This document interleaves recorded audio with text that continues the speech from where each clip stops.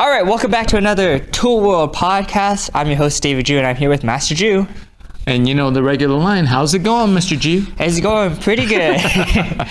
Now, this week we're taking a look at a couple different techniques, and they look very similar.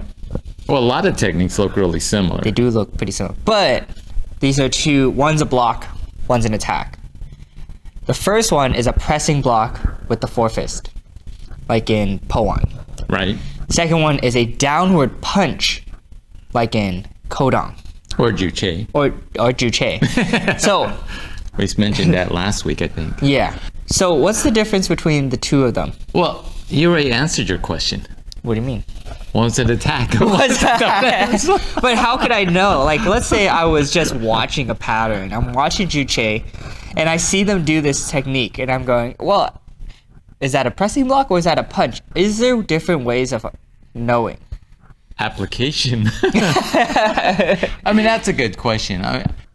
It reminds me of Master Wheatley talking a little bit about the names of the tools. Mm-hmm. Remember, he was out here one time and he was explaining, rising block, you have rising block with the outer forearm.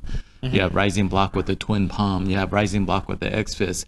You have rising block with the forefist. You have rising block, and he grabbed a water bottle. Rising block with a bottle, right? Yeah. And then he picked you up and goes, rising block with David Jew.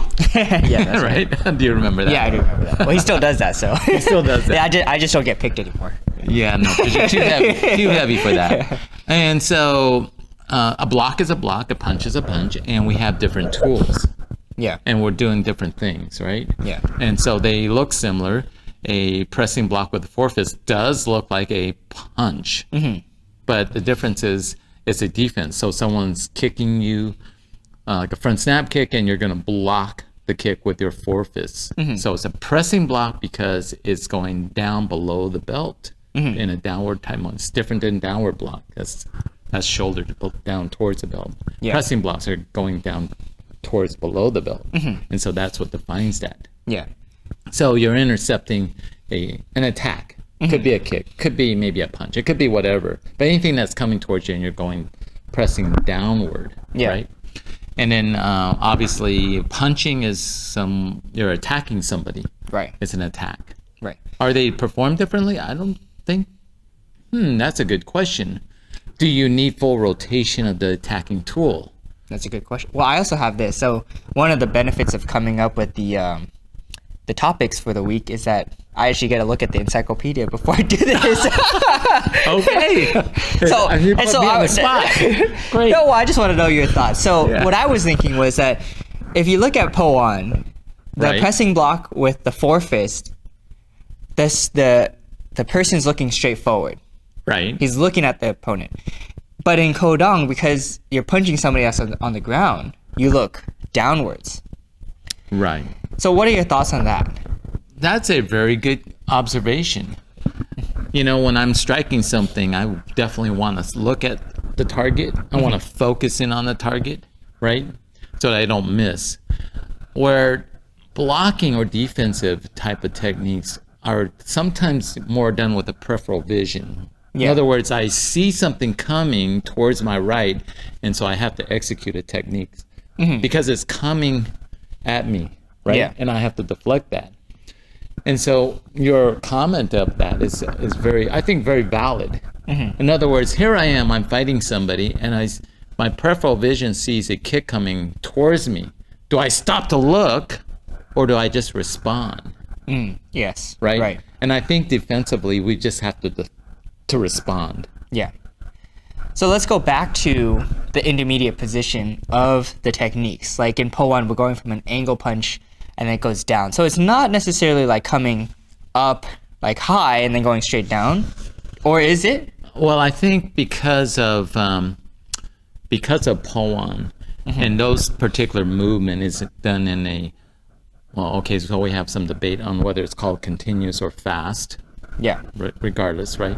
But they're in successions, right? Yeah. And so we do know that it's very fast rotation.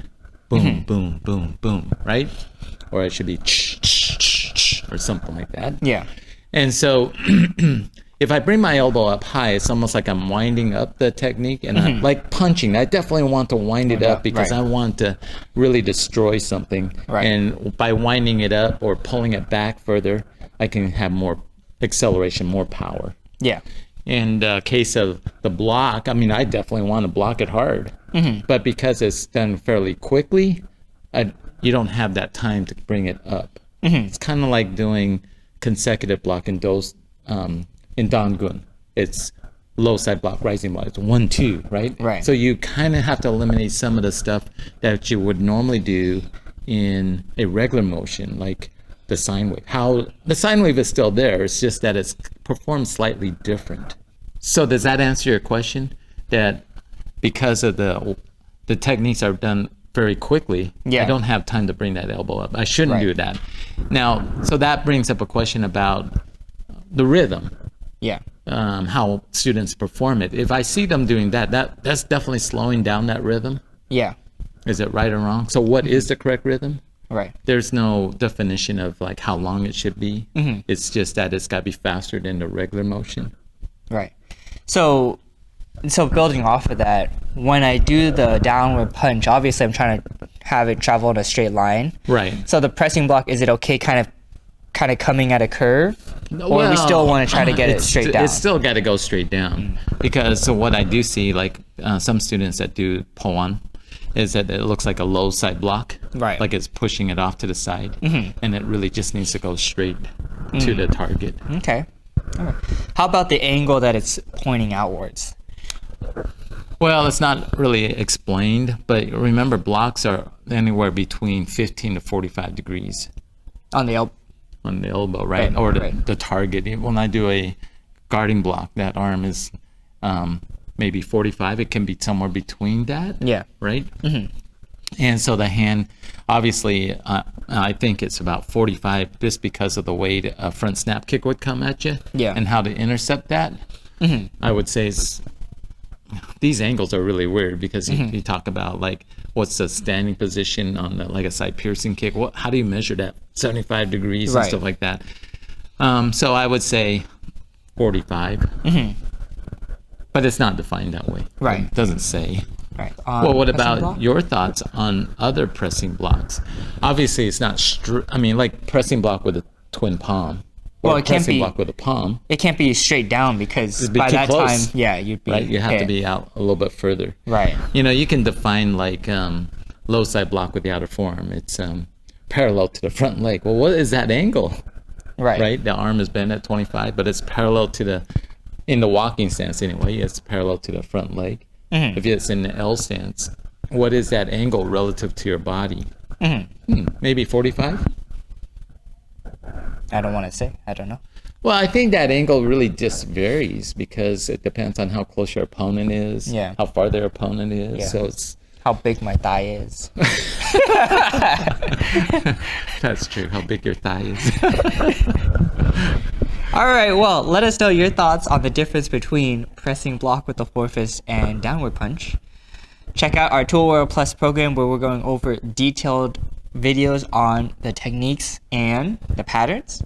And as always, don't forget to be safe, Keep training. and we'll see you guys next time. Taekwon.